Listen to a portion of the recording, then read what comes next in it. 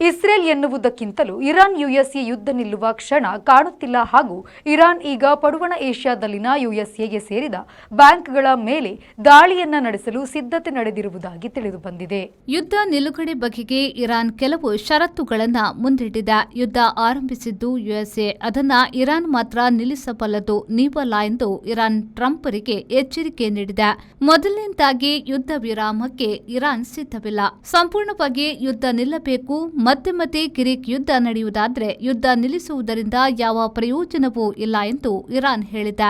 ಒಂದು ಕ್ಷಿಪಣಿಯು ತೆಹರಾನ್ ಬ್ಯಾಂಕಿಗೆ ಅಪ್ಪಳಿಸಿದೆ. ಇದು ಮುಂದುವರೆದರೆ ಪಶ್ಚಿಮ ಏಷ್ಯಾದಲ್ಲಿ ಇರುವ ಯುಎಸ್ಎ ಮೂಲದ ಎಲ್ಲಾ ಬ್ಯಾಂಕುಗಳ ಮೇಲೆ ಕ್ಷಿಪಣಿ ದಾಳಿ ನಡೆಸುವುದಾಗಿ ಇರಾನ್ ಎಚ್ಚರಿಸಿದೆ. ಇಸ್ರೇಲ್ ಯುಎಸ್ಎ ದಾಳಿಯಿಂದ ತೆಹರಾನ್ನಲ್ಲಿ ಬ್ಯಾಂಕ್ ಕುಸಿದು ಅದರ ಹಲವಾರು ಸಿಬ್ಬಂದಿ ಸಾವು ಕಂಡಿದ್ದಾರೆ.